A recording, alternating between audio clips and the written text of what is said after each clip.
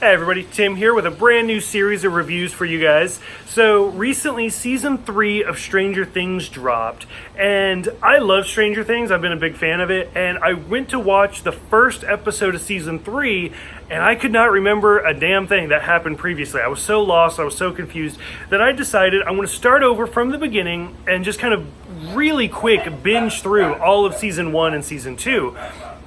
And so here we go. If I'm going to start from the beginning, I may as well do some reviews, and it'll be fun to kind of do more modern show reviews. So just like Netflix, I'm going to try to drop all 8 reviews for the first season all at the same time, but I'm super excited to go through this with you guys.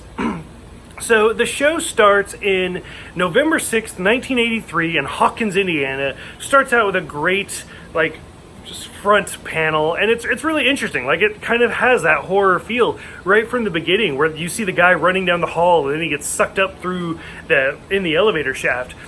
We meet the 4 main characters, Mike, Dustin, Lucas, and Will, right away, playing D&D of all things. They're playing, I love the whole scene with the Demogorgon. It's going to be the Demogorgon. No, it's not. It is, and sure enough, it does. Which, by the way, I've always wanted to play D&D. One of my friends and I actually tried to start a campaign where I had my husband with me, he had his wife, we had some other people, and then, everybody bowed out at the end except for he and I.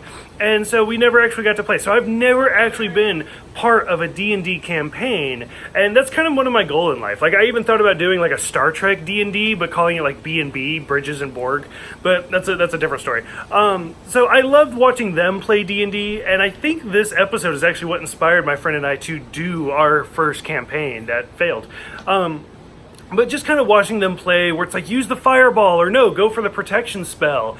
And we see Will go with the protection spell, and which is kind of, or no, he goes with the fireball, which is a little prolific for this first episode, where he gets taken because he didn't go for protection, he went for attack, rolled a 7 and failed. I liked where we see Mike talking to his mom, and it's we've been playing for 10 hours. And his mom's seriously? And so stuff like that. And this is all just before the opening credits, which I love the opening credits so much. It's very, almost like Halloween, Carpenter's style credits, where it's the zoom in and you got the music, the long notes and stuff like that. So I really liked it. We see Will go home and then get taken. We meet Hopper, the sheriff, Jonathan, and Joyce. Jonathan is Will Byers' older brother, and then Joyce, played by the amazing Winona Ryder. I was so happy to see her in this movie, because I feel like I haven't seen her personally in such a long time, probably Star Trek or something, where even that role was not that great. So it was really kind of fun to see her come up, and she does such a good job in this. And Will goes missing. We see Dustin talk about his disease that I'm not, or it's not really even a disease, it's just a genetic thing that I'm not even going to try to pronounce, which is really cool that they included that. I really respected it. I thought they did a great job.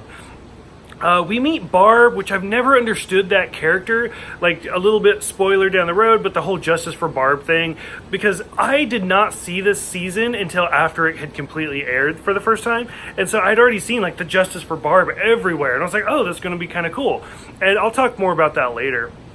Nancy and Steve, I never liked them as characters to begin with, and even just seeing the two of them flirting and doing the whole flashcards and stuff, I never got it. I didn't like it. Hopper is kind of an unlikable character, to be honest with you. This first episode did not impress me, where he's mornings are for coffee and contemplation, and he does not give a fuck about some missing kid, and it really makes him unlikable from the start.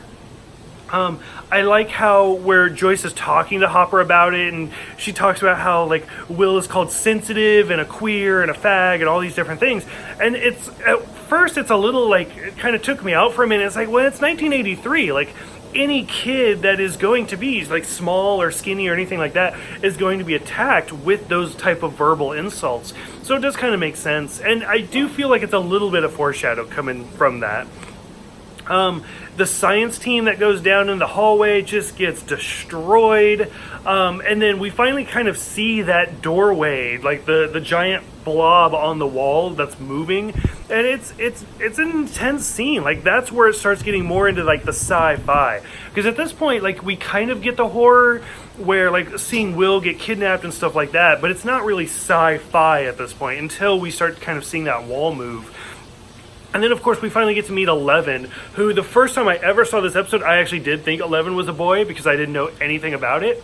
And so we see Eleven in the gown, escaping, eating the french fries, and she meets Benny, that's such a great scene where Benny's, like, giving her food and trying to bribe her and talk to her. And then she has, like, the tattoo that says 11 on her hand, on her forearm. And the scene where she looks up and she's like, stops the fan. That's where I was like, oh, there's going to be more to this little girl than I thought there was. I like the flashback where it's talking about where Joyce goes to Will's, like, hideout, the Castle Byers, and she needs, like, the password to get in, which is the Lord of the Rings reference. And she's kind of teasing him all about the stuff, which that scene jumped out at me because she's like, oh, you're not scared of anything, not even clowns anymore, which made me laugh because the guy that played Finn Wolfhard, who plays Mike, is, after this season came out, was in the new It movie. So that was kind of cool. They find his bike, they go to the shed, and things are just kind of weird in there. Mike's family dinner is just a train wreck, where his dad, like, just is so nonchalant and so lethargic that he's just like, oh, we don't do that here, and it's just kind of funny. Hopper talks about his daughter a little bit, which is also going to be important later on, and how she lives with her mom. And then immediately after, they're like, no, his daughter's dead. And it's like, oh, okay, so there's definitely more going on there. Like I said, I really liked the character Benny, just being the chef and, like, being kind of a father figure to Eleven. Like, he wasn't in it very often, and I really liked his character. And then sure enough, he just gets killed right away when Eleven runs away.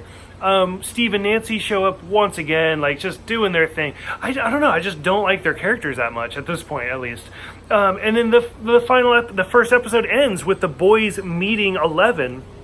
And it's such a great scene. Like, it's Netflix has kind of redefined the way that we watch TV, and how, like, where we want to binge it, we want to watch it. We don't want to watch one episode every single week, because you get to the end of the season and you don't remember what happened at the beginning of the season. Whereas Netflix, it drops all 8 of these at the same time, and so the end of the episode is going to make you be like, whoa, what the fuck just happened? And you're going to want to jump into that second episode right away. And seeing the boys meet Eleven at that point really does a great job with that, where, like, I instantly just want to hit, like, click the next button. For those who have seen this one, go ahead, let me know what you guys think about Stranger Things, just kind of overall in general. What did you think about the first episode? As far as pilots go, I think this is a great episode. I will see you guys next time for The Weirdo on Maple Street.